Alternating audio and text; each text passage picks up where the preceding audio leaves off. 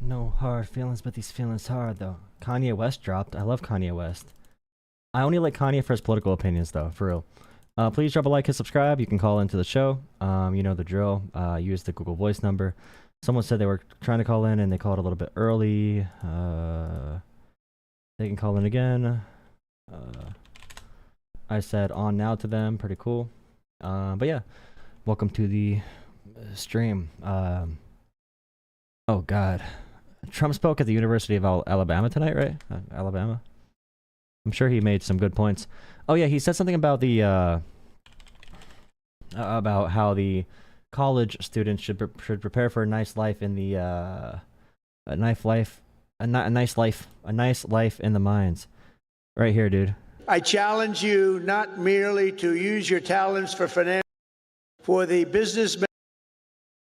By the way, it's really awesome. So as Donald Trump becomes more of a communist, more of a fascist, as he moves more to pure authoritarianism, you're going to hear them make arguments like material doesn't matter, items don't matter, possessions don't matter. What matters is serving the country through your labor. They're going to tell college students and also managers and all that kind of stuff, those people should go work in the mines. It's like Maoism, Mussolini fascism. I'm not sure if there's a word for it, but Mussolini's fascism. So Trump is going to say things that sound like a communist. For the business majors here today, I challenge you not. Oh, hello. What's up, Pondering? Josiah, how are you doing, man? Thank you for $10 so much. Like and subscribe to Jolah. Left needs more A+ debaters like him. I don't know if I'm a good debater, though. I don't know if I'm a good debater, but thank you so much. Really appreciate it. Yeah, let's see. What's up, my dog, DJ?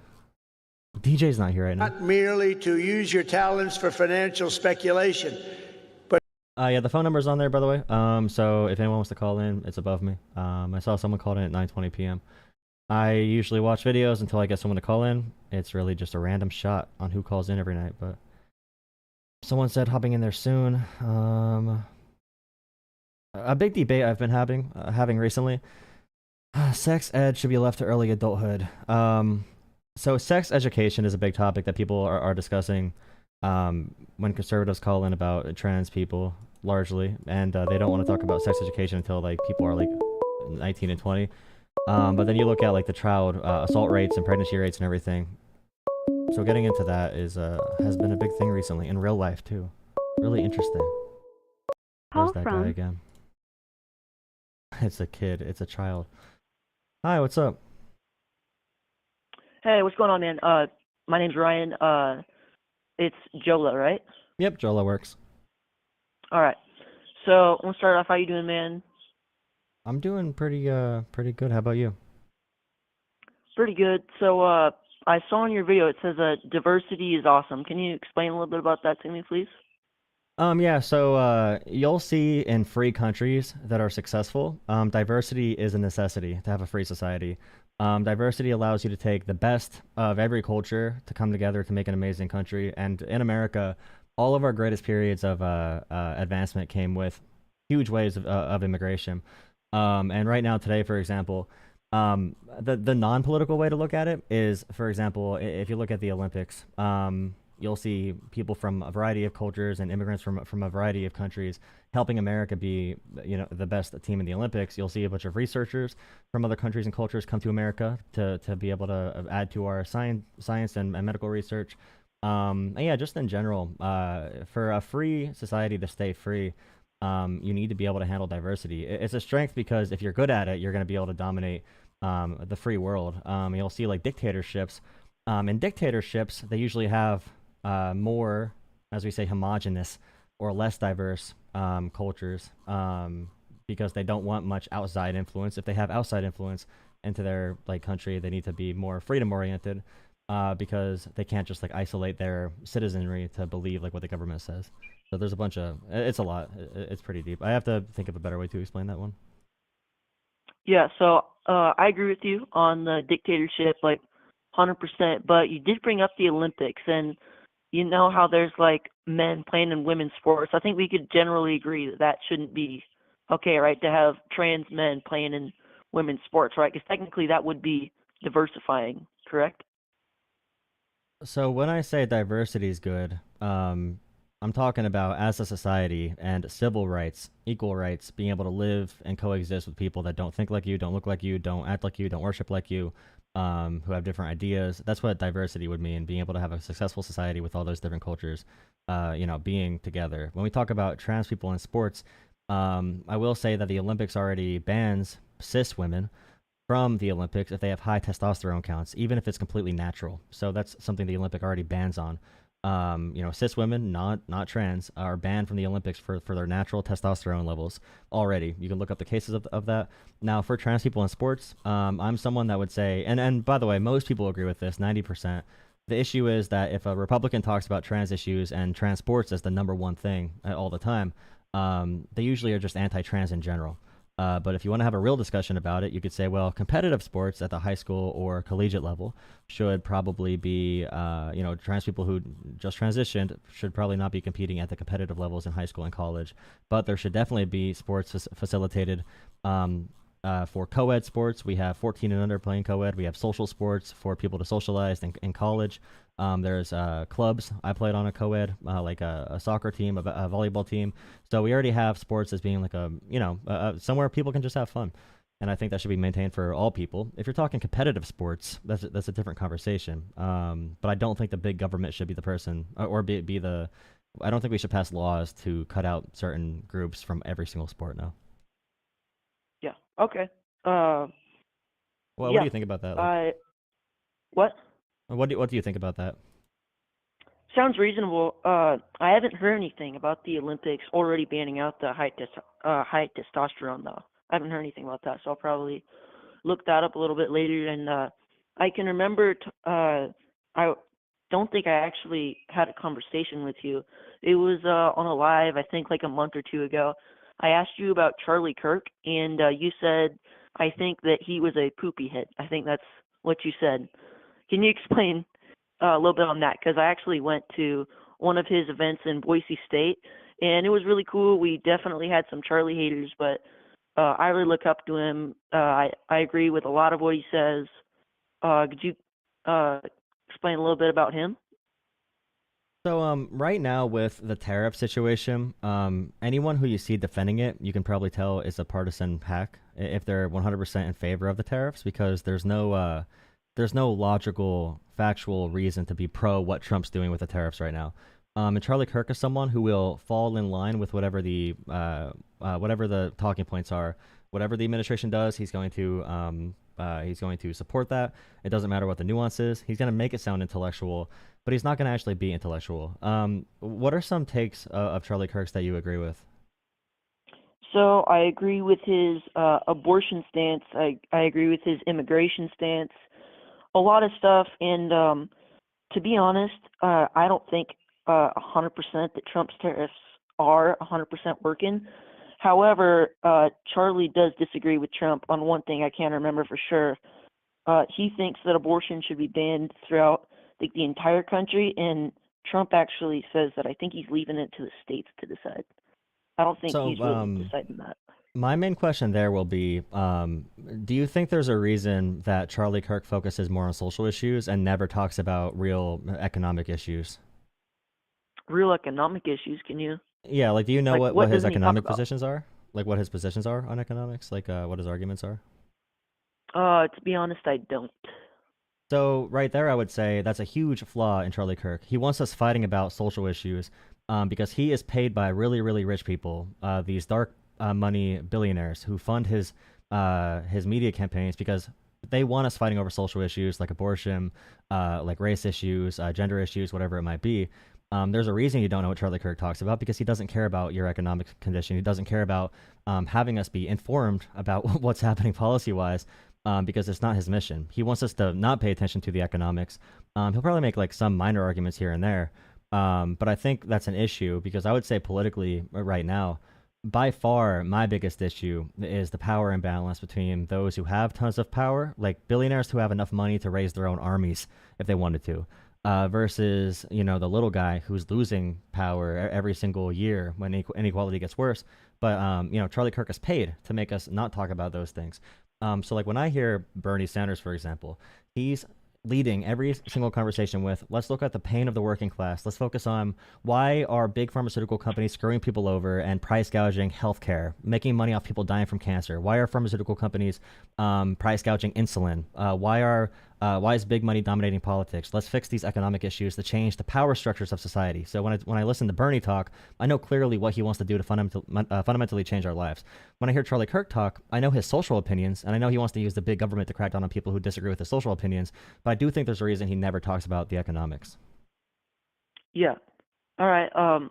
So now that you mention it, I do remember one thing he talked about with the economic system, with the working class being able to buy homes a lot easier than what it was under the Biden-Harris administration. For example, like so my aunt's dad, really wealthy guy. So and whereas my mom and dad, they're doing pretty good themselves. Haven't really had a lot of issues. Like they're still doing good, but like they were a little bit more impacted during the Harris Biden administration versus Trump's. For example, the housing market was better under Trump's, whereas during the Biden-Harris, it was a little bit higher.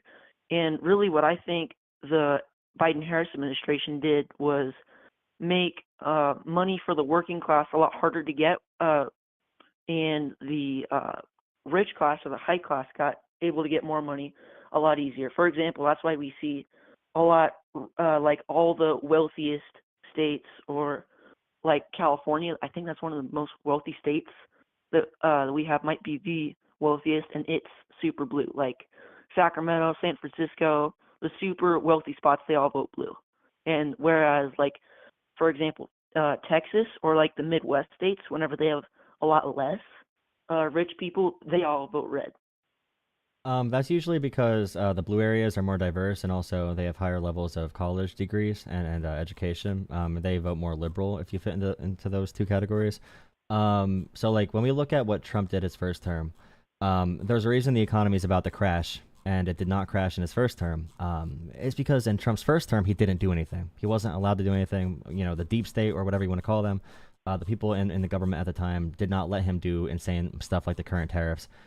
Trump really did not do any policies to impact the economy as president. The tax cuts did nothing except expand inequality and give a huge handout to the ultra rich. He gave some tax cuts to the working person, I guess, but he could have just done that. He did not need to give a huge tax cut to the rich, because if we do tax cuts for the rich, the working class pays for that in inflation and also in the national debt increasing. So that's still going to be an issue, and there's a big power imbalance if we're going to go into higher deficit spending to give money to the people who don't need it. And like I said, Trump did not do anything. So my main question would be, if you think there's a result in politics, you should probably know like what a politician did to get that result. So if you want to talk about Biden and Harris, they took over after COVID, where the entire world was facing super high inflation. The entire world was having a huge immigration period because of the effects of COVID largely. And you know, you can say it was worse under Biden and Harris, but Trump took over after Obama with a very strong economy.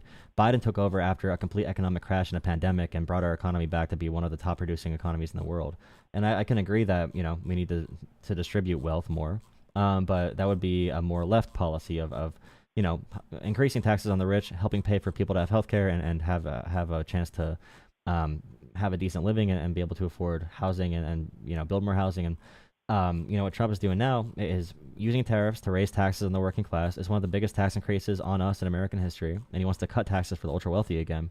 So as far as what they actually did, I can name like 6 different policies Biden did that I would say improve the economy. But I guess the question would be, and I know like Charlie Kirk and everyone wants to make these emotional arguments, like, remember how good it was under Trump part 1? Because they can't talk about the exact details. The moment it was time for Trump to stand up and do policies, COVID happened, and Trump, we were one of the worst performing countries in the world when it came to when it came to COVID. So I wouldn't say worst performing countries in the world. Like how many countries could we name in Africa that were doing a lot worse than us, right? okay, in terms of first world Whenever it countries comes with to a high-end competition, countries, I don't what? compare LeBron James to a high school basketball player though, right? Yeah. Whenever it comes to like high-end countries, I guess maybe like whereas like if we're comparing the U.S. to China or something like that, right? or Europe, or yeah, I mean, we had a much higher death rate. We had a much worse time with the spread of COVID. And I know like right wingers say this funny thing where it's like, China sent over this extreme bioweapon to destroy our economy, and also the COVID was just a flu. It was just a little cold. It wasn't that bad. So they have to kind of decide there. Do you have opinions about the Abrego Garcia, and also not only that, but just the warrantless deportations in general so far? Oh yeah, deportations. Yeah, I know that there has been some stuff going around about one. I think he might have been a legal dude who got deported. However, the dude that did get deported was a criminal. He did lots of bad things. Lots of bad things. I don't really know if I want to go into detail about him, but yes. Yeah, you don't need to go into detail. All I would say is, the government, the Supreme Court ruled 9-0 that the government is violating due process, which is a constitutional right for every human being in America. And they have sent to this El Salvador prison, which is a lifelong forced labor torture camp. So if you hear the words gulag or concentration camp, that's what is in El Salvador. And he sent people there with no due process, no chance to present ID, no chance to look over any records or anything. And they accidentally sent a bunch of innocent people there. In that list are one person who's like an autism awareness advocate. They looked at an autism awareness tattoo and thought it was a gang tattoo and just shipped him over there to be pretty much beaten and killed, pretty much. There was a gay makeup artist they sent over there, which I don't know. You said you're very religious. You might like that. There was a professional soccer player who escaped Venezuela after getting electric shock torture, made it to America, and they just arrested him and said he's a gang member with no proof and sent him to El Salvador. And when we talk about like the person who's like done all this bad stuff, I would just caution everyone to not trust the government that much to make accusations. We don't want the government to just say like, oh, this is a bad guy, so it's okay, we violated their rights. Like Abrego Garcia, which is the Kilmar Abrego Garcia, which is the case everyone's talking about. It doesn't matter if it's a bad guy or a good guy or whatever, based off of what people say on social media. What matters is that the rights of due process were violated, and the Supreme Court agreed 9-0. We don't need to talk about that, but I just want to say, like, if someone says Democrats are defending violent gang members because they want rapists in America, I just want everyone to take a 5-second breath. Like, take a 5-second breath and think, do Democrats want violent rapists, drug dealer, gang members, terrorists in America? Or are we defending the concept of due process so we can make sure no one gets wrongly shipped off to a labor camp somewhere? Or whatever else, because I guarantee you, like, no one is in favor of keeping violent, dangerous criminals in America. The whole conversation is about constitutional rights, which the Supreme Court does agree with. Just if you see that, it's a pretty big topic right now. But yeah, you definitely sound younger, so I don't want to push too much on that. No, it's good. But other than that, is there a topic you want to finish up on? I mean, I have a pretty strong abortion argument that aborting babies should never be okay. But also, whenever we're talking about the processes that are going in, like, do you really think we should have had a 100% deportation process with, like, Lake and Riley or something? Because that situation was terrible. It could have never happened, except we waited way too long, and the Lake and Riley situation did happen, so... The issue with that is when Donald Trump was president, there were tons of murders and violent sexual assaults from immigrants and also from American citizens. And the difference is Democrats don't parade around like a dead girl's body for politics, but Republicans do that with Lincoln Riley. Because if Democrats wanted to, they could say, hey, this one girl died under Trump, therefore we're going to say his immigration policy is to blame. But due process is a fundamental value that protects, people from the government. It's limits on government power to be authoritarian and just accuse people of things. But with like Lincoln Riley, someone did something terrible, and it's a terrible, violent act, and obviously we should not want that. But immigrants already have a lower crime rate than, American citizens, and we should frown upon, or we should prevent that and do what we can to stop that from every person in America. And I wouldn't say that's a product of any failed policy. I mean, if you could have someone follow the legal, and this has happened, by the way, if someone follows a legal application, completely legal, they come in, they get a visa or a green card, and they end up doing an assault. It's not the fault of the people, of the people in charge all the time. There's millions and millions and millions of people Immigrants greatly benefit the economy and everyone here. There's going to be immigration. There's going to be tourists as well. Tourists have done assaults. We're not going to cut off tourism, and Americans have done assaults. We're not going to completely violate protection from the government just like searching your house whenever they want to, just because we can prevent all crime. That's the same argument for the Patriot Act and a lot of the surveillance the government does today. So I just be really careful about like using someone's death for a political purpose, because I feel like we're gonna miss the core issue there. All right, yeah. Well, anyway, thank you for having such a good conversation with me, man. I appreciate No, it. I really appreciate it. Definitely call in, when I'm on here if you want to chat about more things. I really do not like Charlie Kirk at all, and if we talk about this stuff, I think I think eventually you'll see some holes in Charlie Kirk's argument. But we could talk about abortion at a different time. That's a whole nother thing, whole conversation. But yeah, thank you for the call. Yeah, Man. that'll probably take a while. Yeah, definitely. That's a whole like deconstruction of values, and then you'll probably bring up religion. Then I'll bring up more secular beliefs, and I'll bring up things like consciousness or bodily autonomy. It's just gonna be a whole thing. But yeah, thank you for the call, man. Have a great night. Yeah, you too. Bye. See you. Thank you to the caller. What a good call to start off the night. Really appreciate it.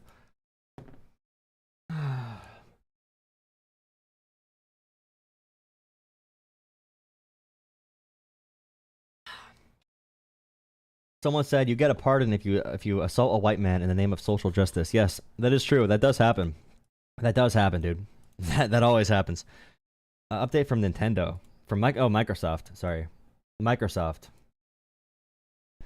As of May 1st, we have adjusted recommended retailer prices for our consoles, and adjusting the games. By the way, an underrated aspect of the tariffs. Companies are going to use the tariffs to raise the prices, and they're going to keep them there, by the way. Just like inflation. They're going to keep the prices at the tariff level, even when tariffs go away. They did the same after inflation went down, and the supply chains loosened up. So, like, for example, Xbox saying games are going to be $80. That is the new price point. They're announcing it with tariffs, but you see the Switch before tariffs were announced, they were going to be $80 too. So they're going to hide their already pre-planned price increases within the tariff increases to make it seem more reasonable. Please drop a like and subscribe. Thank you so much again to Pondering Politics, Josiah. Thank you so much. Gotta get me on Live and Learn, buddy. Get me on there. I wanna learn with a liberal. I love learning with liberals. Okay, wait. I need to watch that Rogan. Your call has been forwarded to an Pisco and Hutch and them. Okay, I'm restarting that person that just called. Should I make a second stream at the same time, see which one catches on more again? That worked last night.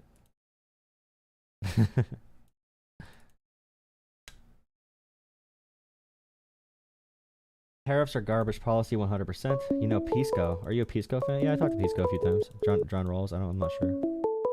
I'm not. Where's this guy at? No, I'm not talking to crystal clear pools. I'm not doing it. I'm not built for you. I'm not built for your expertise in this. I'm sorry. Oh, Pisco's talking to Rob Newer. Beautiful. Yeah, I'm gonna start another YouTube short. See if it works, brother. Who cares? Who cares? We're out here trying things, dude. We're out here trying things. We're out here trying things. What happened today with Trump? University of Alabama speech, where he just talked about himself the whole time. It's kind of dope if you think about it. Imagine just being president and crying 24/7. Imagine being president and talking as if you're the weakest person on the planet that can't make his own decisions. It's actually impressive. The victim mentality from the president. Hello. What's happening? Nothing much. How about you? How are you doing? Doing all right. Doing pretty good. Yeah. What do you want to chat about? You invested in the markets at all? I have a simple retirement account. I don't have any actual investments. But you have yeah, of course. But you have an IRA or a 401k or something? Yeah, I have the other one. I have a 403b. Okay. So a lot of people talking about the markets and the volatility we've been seeing. Mm-hmm.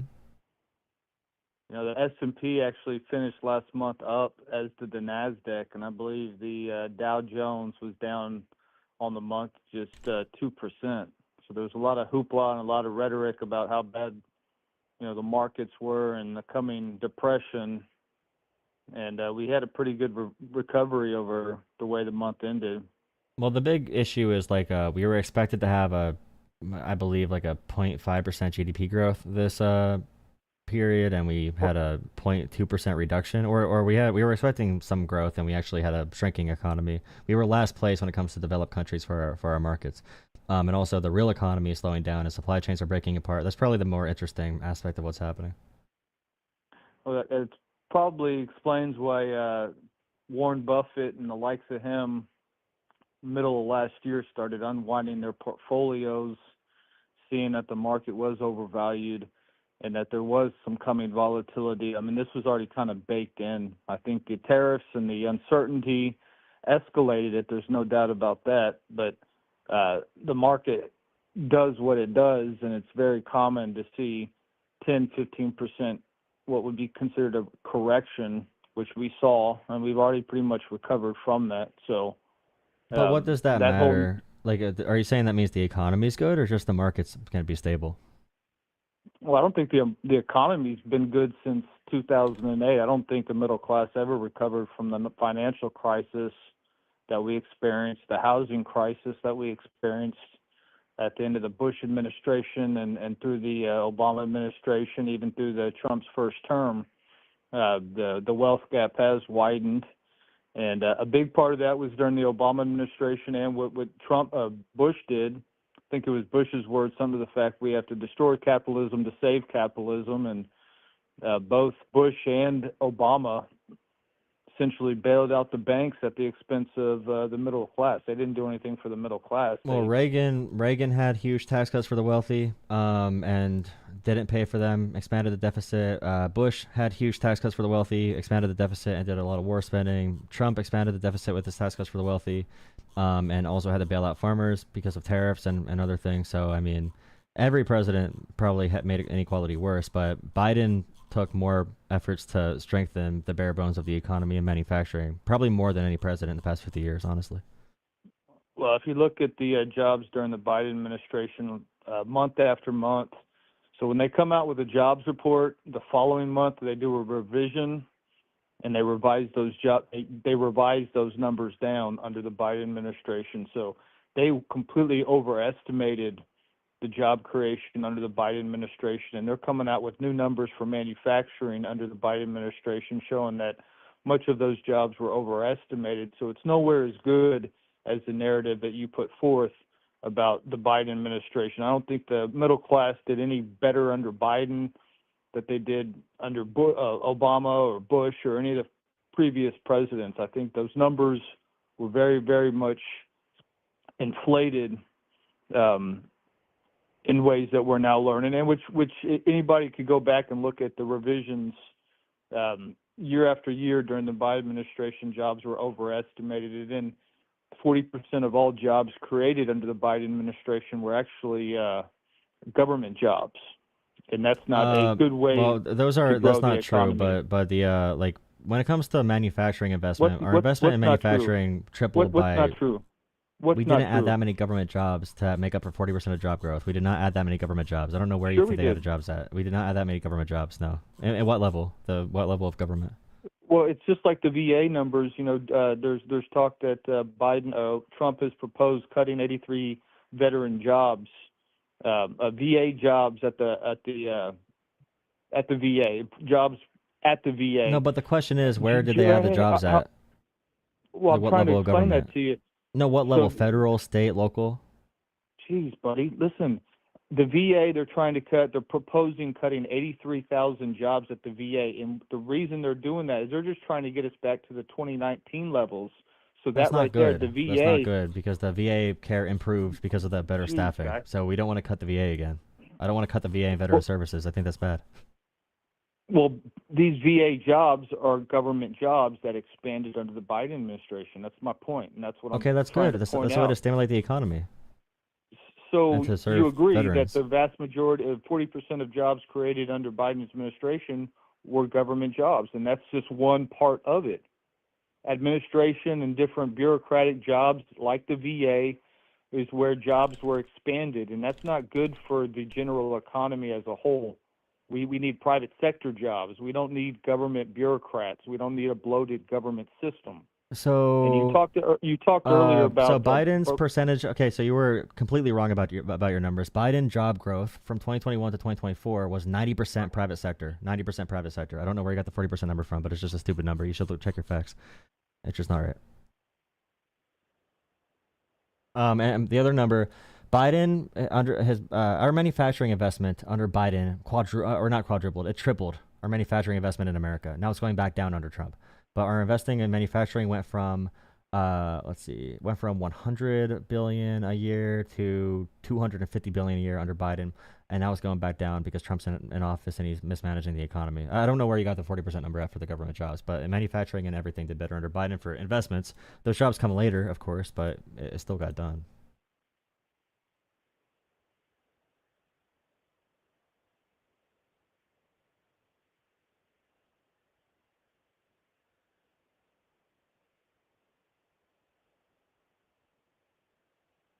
well, the other thing I'd like to bring up, maybe you're right. It wasn't 100%. Maybe it wasn't all the way 40%, but I will point you to the revisions for the job numbers. You can look at during the Biden administration, they overestimated jobs month after month, and every following month they revised those numbers down.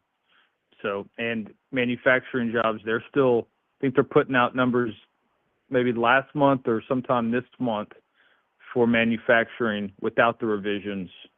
So, But every president um, revises the job numbers, though. Under every administration, there's yeah, but we never saw overestimates like that. So they have a House survey, then they have the official survey, which are the government way in which they estimate job growth and jobs is way inflated. And the House survey assessment was more accurate in showing that the job creation was far less. And you got to take into account too, during the Biden administration, I don't know what the numbers look like right now, but we had record number of people having multiple jobs, 2-3 jobs, and that's counted in job growth. So when you have multiple people going out and having multiple jobs, and then if you break down, let's say, what kind of jobs are being created, if you got a bunch of service jobs, bartenders, waitresses, Uber drivers, that's not a vibrant economy, right?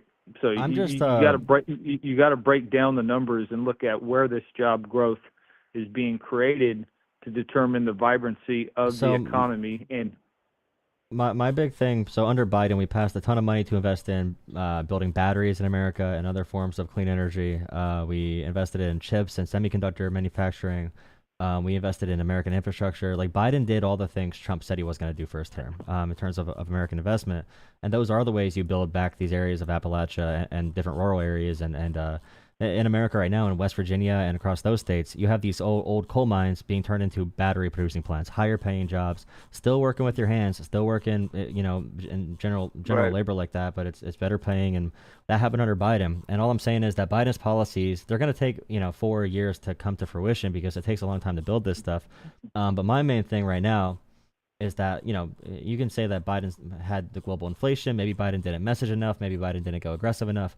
But now Trump with the tariffs and with his other policy, he's going, if you care about inequality with wealth and anything like that, he has no economic plan other than the tariffs, which seems like a power grab. And there's no economist anywhere that says these tariffs are a good thing. You're taxing the American people, taxing American businesses, import taxes with no actual goal in sight. And there's no study anywhere that shows that random tariffs that are going to be turned on and off every single day are going to result in good 5-year investments or 10-year investments from companies. And that's why the market's largely freezing Well, actual you're jumping around investments. a little bit. You're jumping around a little bit. I'll get to the tariffs in a sec, but just because the government throws money around and names a bill, infrastructure bill, just like the Patriot Act. The Patriot Act is not patriotic, right? We agree now, looking back, the Patriotic was a bad bill. Do we agree on that? You can look and see where the infrastructure money went to red Hey, states and hey, blue hey, that's states, not my mostly red question. states. No, but you're saying We something that agree makes no that sense. What you're saying right now does not matter. I'm talking about the actual policies. If you have things to well, critique it about the does actual just policies, then because, it's hey, fine. geez, just because they passed a bill for infrastructure, which everybody agrees we need an infrastructure spending, we The need to money went to do good that. things. You have to tell me Hey, you're using a broad point because you don't know the facts about it. Just say you don't know it, move on. Like you don't have to say this comparison. That's you're stupid. not letting We me know even that finish bills my point. and like the Lake and Riley Act is a bad bill, but it's So Lake and Riley, so they had to you're pass it. jumping We know around, that. dude. You're deflecting. Stay on point, dude. Take your meds. Take your ADHD meds and stay on point. No, it's just because Right? you're So really look. because you're both dumb and you're not entertaining for the stream. So Oh, I need now to the move you ad along hominem because I don't attack. want to lose viewers because ad hominem attack. You're actually an autistic nerd, and I don't want to talk to another autistic nerd because I'm also autistic. So you have to leave. Okay, someone else calling. Do-do-do-do-do. It's ad hominem attack. It's a head name. It's a head name. I did a head name. I did an ad hominem.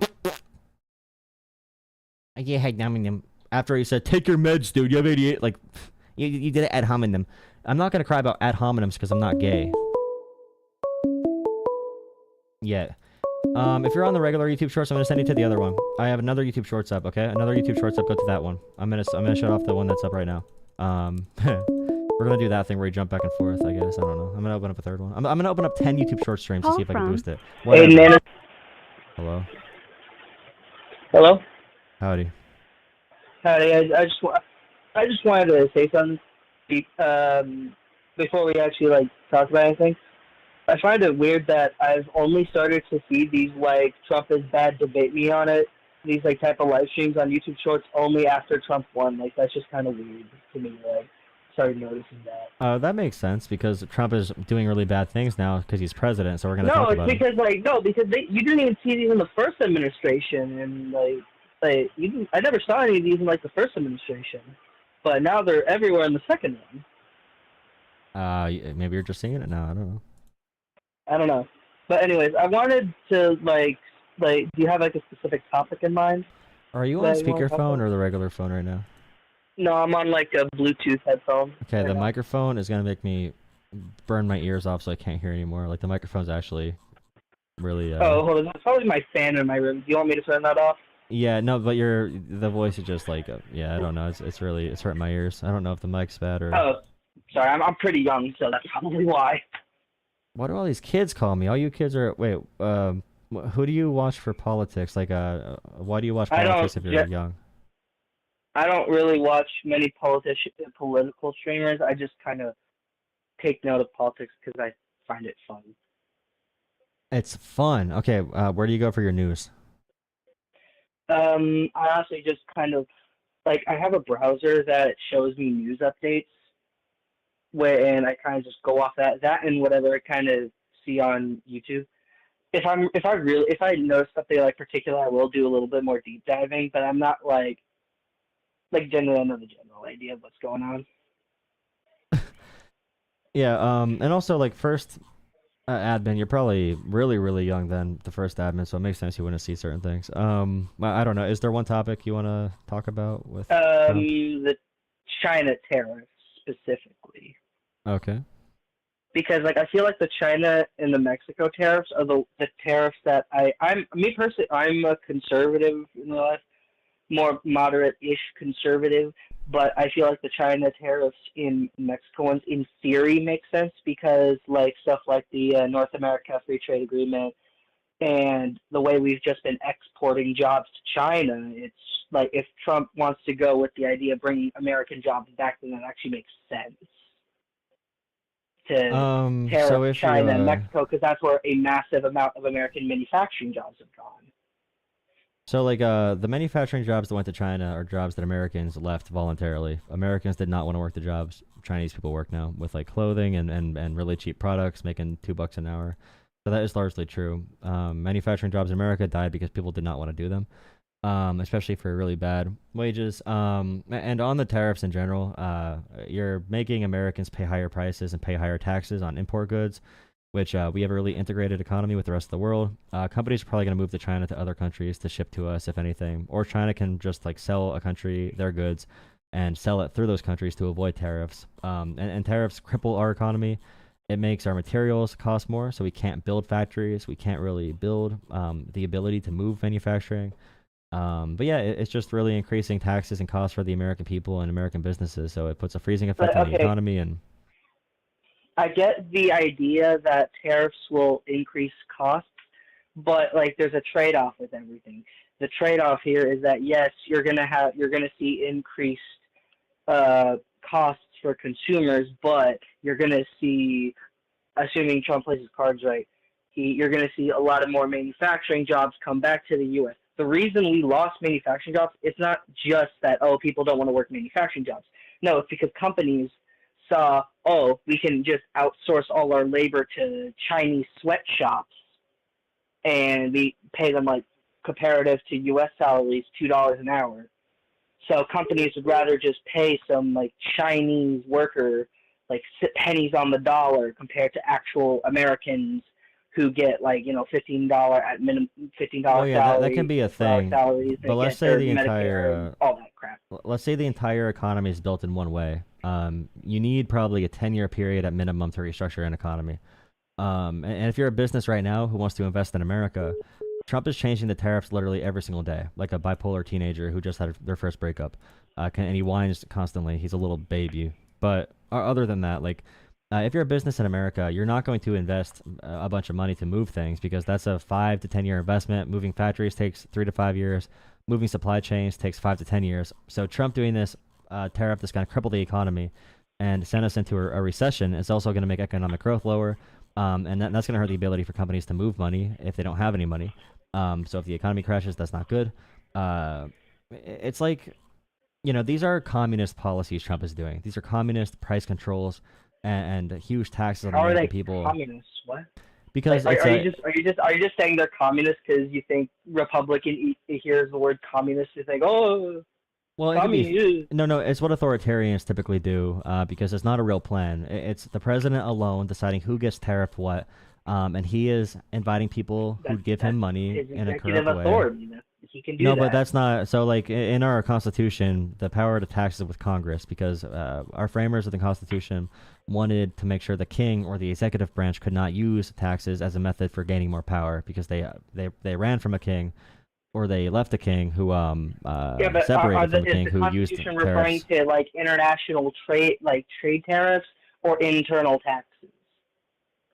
It's all power of taxation is with Congress. But Trump is saying it's a national emergency to tariff every country in the world, but he says everything's a national emergency because he wants executive overreach. And like in general, if Trump's not going to follow laws, if he's going to change the policy every day, it's not going to be a grounds for actual investment. If you want to have investment in America, you would pay companies to build here, or you'd help them build, or you'd give them tax cuts. You would not cripple the economy by doing radical tariffs. And Trump knows he's going to crash the economy, but he wants the power associated with being able to control it. Okay. Oh, sorry, hold on, my dog. I'm sorry, give me a second. Woof. But quiet dog. I'm just gonna hang up. My dog's being annoying. I'm sorry for bothering you. Okay, no, you're good. Everyone. That microphone is grueling. I don't. You know what? I don't know. I don't know how to. One conversation that I have real issues with approaching is by the way, thank you for watching. Please drop a like and subscribe. If you want to donate to Jolah Politics on PayPal, Cash App, or Venmo. Jolah Politics, you see it on the screen. Donate right to me. I have issues with conversations where someone is very confident about something they don't know about, because you're doing something where you're debating, especially on economics, because you're debating on a topic which is very technical. So you have to rely on points like he's taxing us, you're changing policies every day like a crazy guy, and look at like the data. But if they're confident about how they think it works, how can I really convince them otherwise? It's just really difficult. Maybe I just need to keep asking questions until they show some inconsistencies. I'm not really sure. It's a tough one. It is a tough one. Like, I know this is true. I know it's going to bring back manufacturing. And if you don't support it, you hate American manufacturing. Like, no. I know how to do it, but if I just explain how to do it right, they're not going to like that because they want an emotional answer. But the right answer is not going to be that emotional. So I don't know, dude. I don't know what to say to that. Nice. Okay, you can call in again, whoever just called. I know the truth. Trump's tariffs are going to save America. This is America.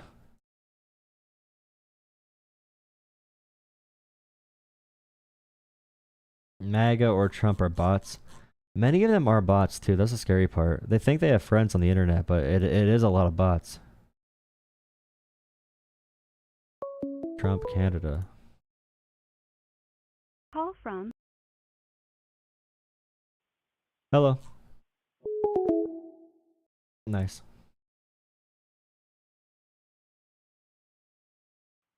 Hello. Oh, am I on? Yep, you're on. What's up? Hey, sorry, I didn't catch your name yet. Jolah. Like Ola, but Hey, Jolah. man, it's Colin. Hey, thanks for having me on your show, dude. I'm gonna go ahead and be upfront with you. I voted for the guy that you didn't like, but I think that what you are doing with this show is very healthy. I think a conversation's good. So I'm not gonna lie, I'm not a super nerd about politics, but I do try to stay informed as I can. And the one thing that we've been talking, or that you've been talking about on the show tonight, is the tariffs. And maybe you can educate me a little bit. The way I see it, and you can correct me if I'm wrong. I do think that the tariffs, if they do bring manufacturing back to the U.S., I think a lot of people are kind of getting it wrong. I think that if we bring manufacturing back to the U.S., they're not going to. Everybody's saying, "Oh, we don't want to work these jobs. They're bad jobs. They're just sweatshop jobs." I think that if we brought it back to the U.S., we would automate a large part of it, and that would create jobs for people to get this automation up and running and fix the machines, the tool and die machines, the software that goes along with the automation. I think that there's a large market or a job market for that kind of stuff that is not necessarily sweatshop labor. Number two on that is a lot of the reason why the stuff from China is so cheap is that the intellectual property is stolen, the markets are manipulated over there, and they're using exploited labor. And so I kind of don't feel about buying stuff from China in the first place, because we are using exploited labor from China. And I make an effort to try and buy American as much as I can. But, I don't see a lot of people making these points. I think there are definitely some hiccups in this tariff stuff that's been going on, for sure. Maybe even you could call it a little bit more violent than hiccups. But give me your, am I way off course here? So I don't know you, so when I say this, I'm not talking about you. You might not think this way, but the thing about like paying more for American-made products, one reason being because China uses labor that exploits people. I don't know if that's ever a concern for conservatives, because if I say, for example, let's pay a little bit more in taxes to expand healthcare access, usually conservatives want to burn my house down. So I don't know if they're going to say it's worth it to pay more just to help out the people in China, or not even to help them out, just not to be associated with it. It's kind of like an argument a socialist would make or a communist would make, like, oh, well, you're participating in capitalism, therefore you're kind of like you're kind of doing it, but you're kind of doing the slave labor in a way. And there's always labor being exploited in America, like child labor and immigrant labor already, and I don't think Americans care that much about it. But I'm not saying that's you, but that's just like a side point on how I view general American conservatism, like the whole thing. Let's use that money at home, and it's like, let's use the money here. They're like, no way, we're not going to give money to people here. We're going to cut taxes for the rich. But yeah, on tariffs. So if the goal is moving American manufacturing back, we need to look at what works, and the tariffs sound good in concept. But first off, like when you think about tariffs, how do you think they function? What do you think the mechanisms are that would create like price changes? How do you think that would lead to manufacturing? Because I think having an understanding of where you are there, how do you think like Trump's planning these to work, and because Americans and American small businesses, American corporations pay the tariffs. So yeah, how do you view it, like increasing manufacturing? How do you think they work? Well, if the cost is going to be put on the consumer, essentially like a consumer tax for buying an import, then the consumer would look for a domestic product, right? And I think that would either do one of two things. Either these manufacturers would look to move their manufacturing towards the U.S., or they would make it so that they can compete even with the tariff pricing, right? And I'm not opposed to if we can't bring all the manufacturing back to the U.S., that's not the end of the world, right? I just think that it should be a little bit more competitive, right? I'm probably in the minority, you're right, of conservatives that think this way, right? As far as exploited labor and workers being on, like China doesn't have the same OSHA standards that we have, right?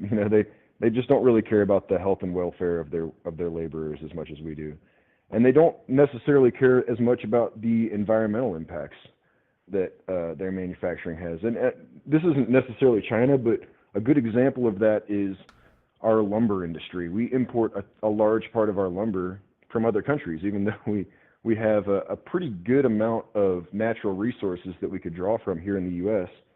Well, that's part of the issue with that, like the input costs for businesses. So like if they're going to move factories, that's one big chilling effect on the economy. So if you tariff all these countries at 10% and China at 145%, when like 88% of small businesses import goods and like 90% of corporations import goods, or even higher, probably, I'm guessing 99% of corporations import some type of good, whether it's aluminum or lumber, like you're saying. That's one reason it makes building like factories in America or manufacturing in America difficult, and more difficult because with private investors, I did not mean to cut you off, but this kind of jumped in my brain.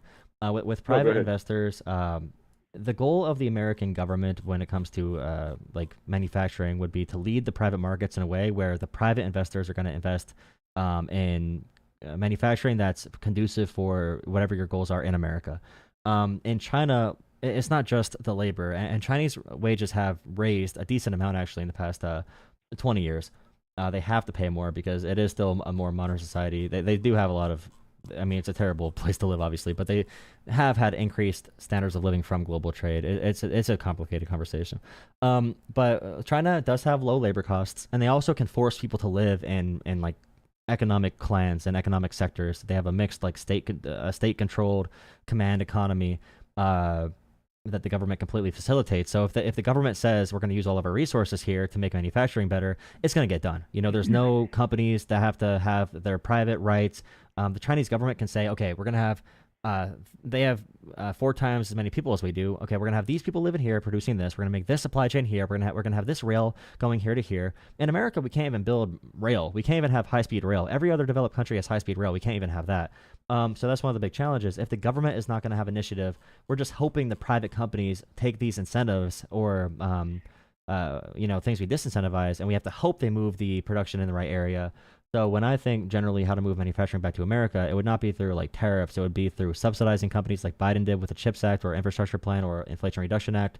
Or I'd give tax credits to companies that move, manufacturing back, because it would not cause an economic shock, and it would still, it would actually be a direct motivator to influence industry in the exact areas that we say we need for national security or whatever other reason. But that's my general overview on that. I think I can get behind that, to be honest. I can definitely get behind tax cuts for businesses in the U.S. I'm not so sure about the subsidization. It kind of depends on the subsidization, right? There's some industries that could for sure benefit from some subsidization, but that's kind of a slippery slope in my. And granted, I'm a conservative, so anytime you talk about throwing money around, I start to get a little antsy, right? That's just how we are in our blood. But and I want you to know too, I'm not anti-China, okay? And I might again be in the minority of conservatives here, but I'm not trying to put China out as the devil here.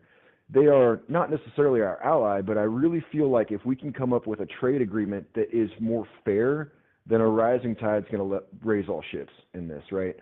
And That's hard because I I don't know really, what the unfair part would be. Like, I don't know what in the trade deal is unfair. I mean, they have currency manipulation, but that would take a really big approach working with our allies to. I mean, everything with China, the issue is going to be getting allies to work with us. And Obama had the TPP that kind of isolated China. But if we're going to be saying F you Mexico, F you Canada, that's bad for national security, for one. And also, like, F you Europe, F you Denmark, F you Greenland.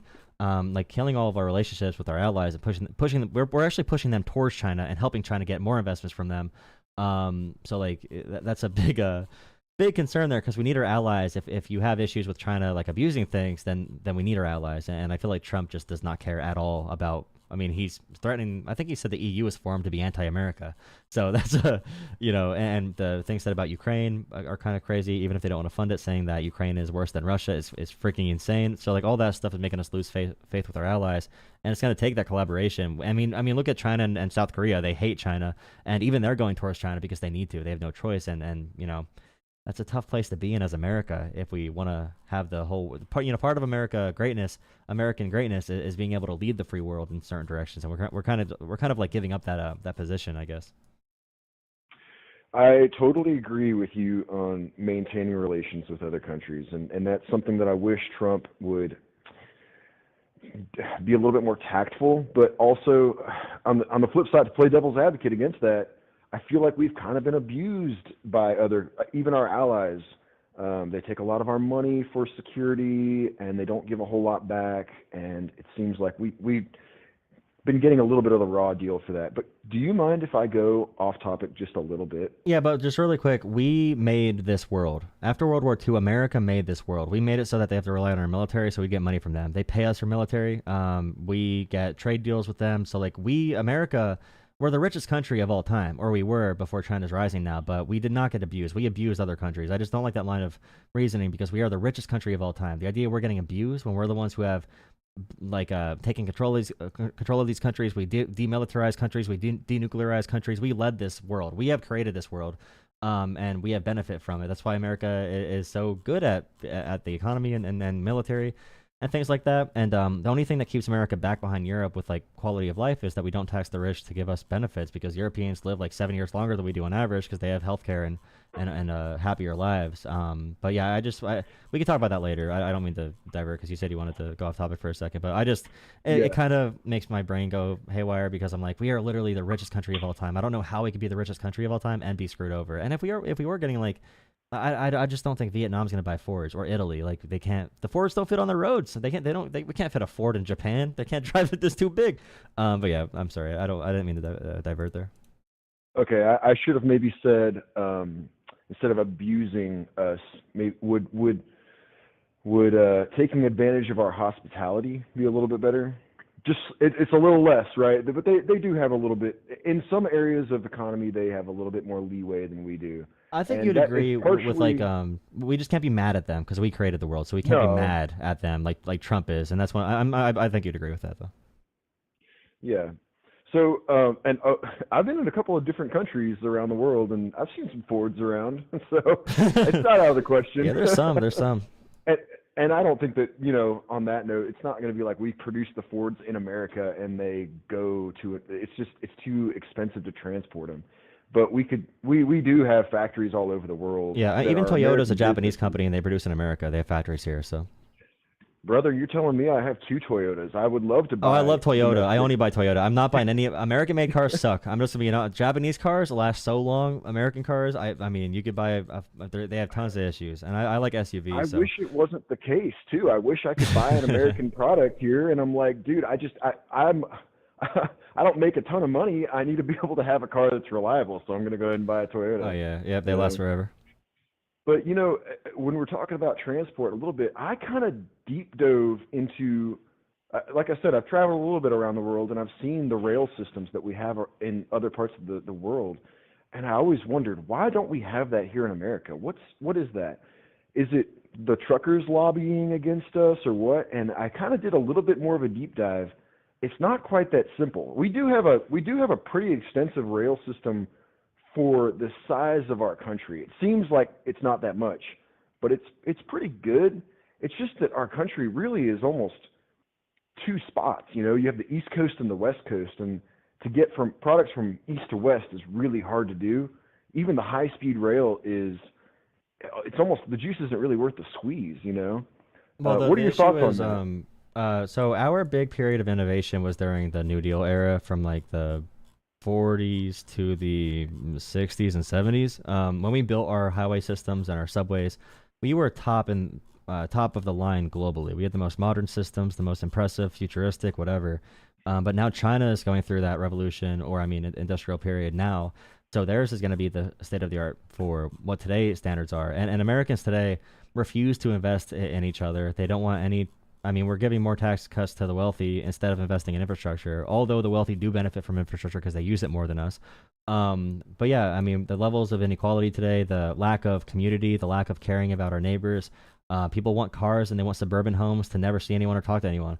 And you know, public transport is just not, it's just not an American thing. We're not a connected people. We don't have connected neighborhoods. We don't have a, like the European culture. That's probably why they live longer, because they're happier. They have better social lives in many countries, and I hate that. I hate that America's like that. But I mean, I rode Amtrak a lot. Amtrak is fantastic. Amtrak is such a good experience. It's 2 seats per row. There's such comfortable seats. It's a seamless experience. Like I love Amtrak. Just like all the autistic kids. My fellow autistic Where do you kids live love that there's trains. an Amtrak station? I live like northeast. So I right between like New York and Philly and So in New like England Newark. area? Okay. No, like New Yeah. York, Philly, Newark, and DC, like between Oh, those okay. lines. Like yeah. Yeah, I'm in North Carolina, and there's the closest you can get to that is either going to be, well, there is a train that comes through here, but it's mostly Greyhound, right? Oh And yeah, yeah, Greyhound 100%. is We have not tons of it. shipping lines. Yeah, yeah. And we need different lines for freight because freight is going to take up a lot of space and they go slow.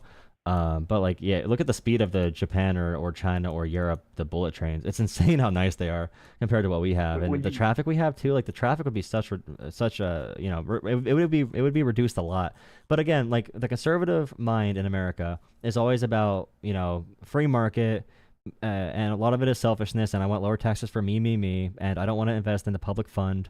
And I know really giving conservatives, like I know guys that'll cry about taxes, but then they'll go to a local football game and donate $500 out of their wallet. But they want to be able to like give money directly to someone to get that satisfaction. They don't like paying more in taxes. And also I would say that Americans would probably be more pro-tax if they saw direct results more often and saw like politicians clearly communicating what's happening, what the projects are, and seeing the benefits of it. So I think that's I think to explore as well, because we don't see that directly. We pay like our healthcare, we pay to private companies, and we pay to the government, so we pay more than any other country, but our care is not better. So I can understand why people get upset with that system. yeah, so, man, I just lost my thought. Dang it. No, I totally agree. And on top of that, I wish that if we didn't, the good things don't come on the news, right? Hey, you paid X amount of tax dollars and you got to see this reward. What we generally see is you paid your taxes and look how this politician has embezzled that, or look how they wasted it, and look at this fraud, right? And I think that that's kind of, okay, so we can get into Doge a little bit if you want to. I think that Um, Doge, I was you gonna need to go. say really quick on the politician point. Conservative politicians also purposely do that because they want people to lose confidence in public funds. And some Democrats are corrupt, but conservatives are ultra corrupt. And yeah, we could talk about Doge. Speaking of conservative corruption. Whoa, all right. I'm going to leave that dog lie for